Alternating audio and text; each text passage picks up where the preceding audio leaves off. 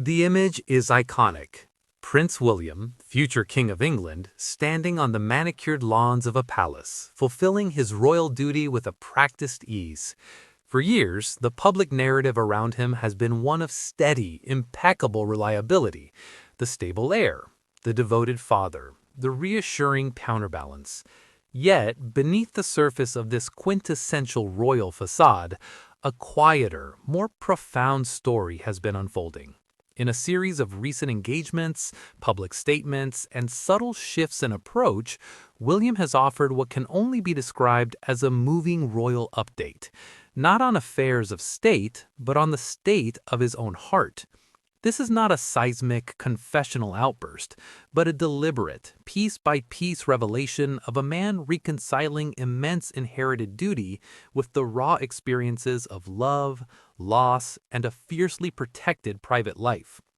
For William, the concept of opening up is inherently fraught.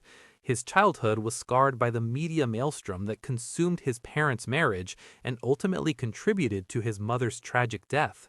Diana, Princess of Wales, was the master of the emotional, humanizing gesture, a language of touch and confession that rewrote the royal playbook.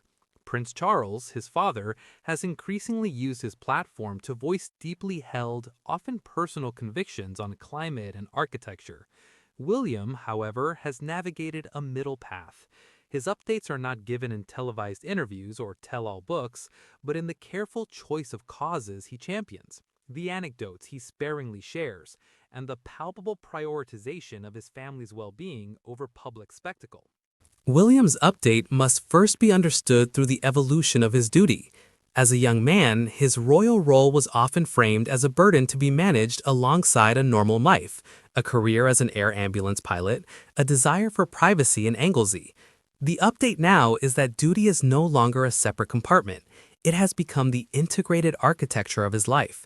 With the passing of Queen Elizabeth II, a monarch whose lifetime of service formed an immutable benchmark, William stepped into the role of Prince of Wales. This wasn't just a title change, it was a cosmic realignment of responsibility. In his first address as Prince of Wales, he gave a glimpse into his internal processing. He spoke not just of the honor, but of the deep respect he held for the people of Wales, acknowledging he would serve with humility and great respect. The word humility is key. It signaled an understanding that his role is not one of imposition, but of partnership. This was echoed in his approach to the Duchy of Cornwall, a vast estate providing his family's income. His update here has been one of modern stewardship, committing to social and environmental projects, investing in affordable housing, and framing the centuries-old institution as a force for contemporary good. The moving part of this professional update is the visible alignment of his inherited wealth and power with his generation's conscience. Where William's update becomes most profoundly moving is in the realm of family. Here, the ghost of his mother and the lessons of his past are most actively engaged with and most purposefully rewritten. William and Catherine, the Princess of Wales, have meticulously constructed a family life that is both visible and fiercely guarded.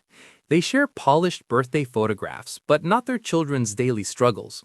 They speak of the challenges of parenting, but on their own terms. William's revelations about fatherhood are his most impactful. He has spoken with unusual candor about the overwhelming experience of having a first child, the life-changing anxiety it brought. He has discussed wanting to break the stiff upper lip tradition of British fatherhood, championing the importance of emotional expression for children. This is a direct, living tribute to Diana's parenting style, one of warmth and physical affection. In choosing to be a hands-on, emotionally available father, William is healing his own childhood wounds in real time, offering an update that says, "The cycle of emotional distance ends here." The shadow of loss extends beyond his mother. His poignant references to his last conversation with his grandmother, the late Queen, revealed a man deeply connected to the woman behind the crown. He shared that she was in great form, focused on family, not protocol, in her final hours. This small, intimate detail did more to humanize the monarchy than any state ceremony. Furthermore, his ongoing work with bereaved children through organizations like Winston's Wish and the Diana Award shows how he has metabolized his own grief into empathy. He doesn't just patronize these charities, he connects from a place of authentic understanding, often telling children who have suffered loss, "I know how you feel." This is the most powerful kind of update, one where personal pain is alchemized into public compassion. Perhaps the most significant update in William's public persona is his emergence as a leading, if unconventional, environmental voice. Initially, he seemed to tread cautiously in the space so definitively claimed by his father and grandfather. No longer. Through the Earthshot Prize, he has carved out a distinct, solutions-focused, and globally minded niche. The moving aspect of this update is its fusion of optimism and urgency. In speeches, he talks about his children, George, Charlotte, and Louis, and the world they will inherit. The emotion is not theatrical, but it is palpable, a father's concern galvanizing a prince's platform. He speaks of not wanting his grandchildren to be still talking about climate change, but to have solved it. The Earthshot Prize itself, styled as a moonshot for the environment, is fundamentally hopeful. It updates the often doom-laden environmental narrative with one of ingenuity and collective action. Here, William is not just a figurehead, he is a convener, a cheerleader for the planet's brightest minds, demonstrating that his inherited influence can be a catalyst for tangible global good. No modern update from Prince William can be fully understood without acknowledging the silent space where his brother once stood.